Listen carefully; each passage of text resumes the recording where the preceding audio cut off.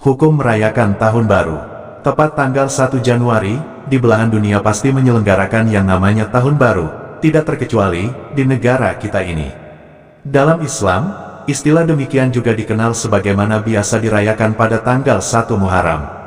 Secara esensial, Tahun Baru Islam dengan Tahun Baru yang lain tidak jauh berbeda, yakni momen yang begitu berharga bagi setiap orang untuk introspeksi diri, sejauh mana nilai positif dan negatifnya perbuatan yang selama ini dilakukan.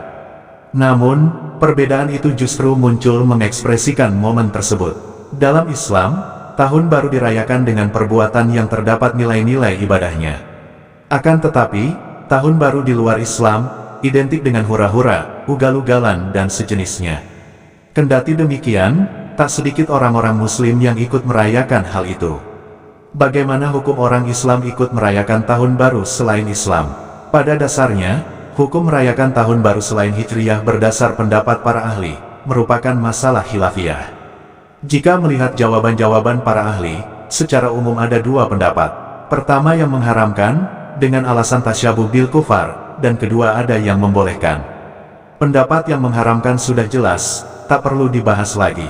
Bagaimana yang membolehkan?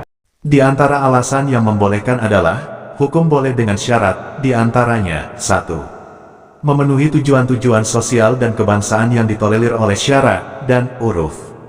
2. Kebolehan tersebut, jika diisi dengan mengingat nikmat Allah saat berputarnya waktu, dengan berbagai kebaikan dan silaturahim, serta manfaat lainnya, baik ekonomi maupun kemasyarakatan. 3. Tasyabuh dalam perayaan Tahun Baru, dalam hal yang menyangkut kemaslahatan masyarakat, selama bukan menetapkan akidah yang selain akidah Islam adalah diperbolehkan. Tetapi sebaliknya, jika merayakan Tahun Baru Masehi dihubungkan dengan Natal, yang notabene didasarkan pada keyakinan Nasrani, maka jelas hal itu terlarang, karena ada unsur bermusyarakah dalam peribadatan. Berikut referensi yang dipegang pendapat yang membolehkan, yaitu dengan aqwal beberapa qaul, sebagian besar Syafi'iyah, ditambah pendapat mazahibul arba'ah lainnya. Jika beda juz dan halaman, karena berbeda penerbit atau tahun terbit. 1. Asnal Matolib, juz 1, halaman 283. 2. Tuhfatul Muhtaj, juz 3, halaman 56.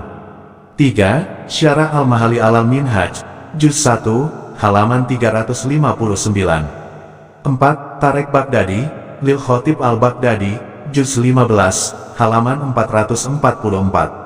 Dalam Tarek Al-Baghdadi tersebut, terdapat kata Nairus. Hari Nairus adalah bahasa Persia, yang berarti Tahun Baru Persia.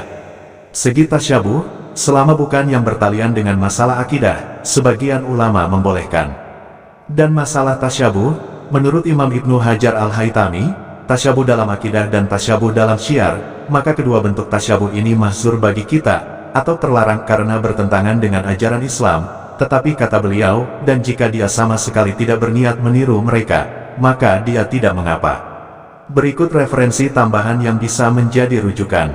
1. Al-Miqyar Al-Makribi, juz 11, halaman 150-151. 2. Al-Miqyar Al-Makribi juz 11, halaman 54. 3. Ar-Raudah, juz 10, halaman 120. 4. Faidul Qadir, Syarah Jamik Sokhir, juz 6, halaman 135.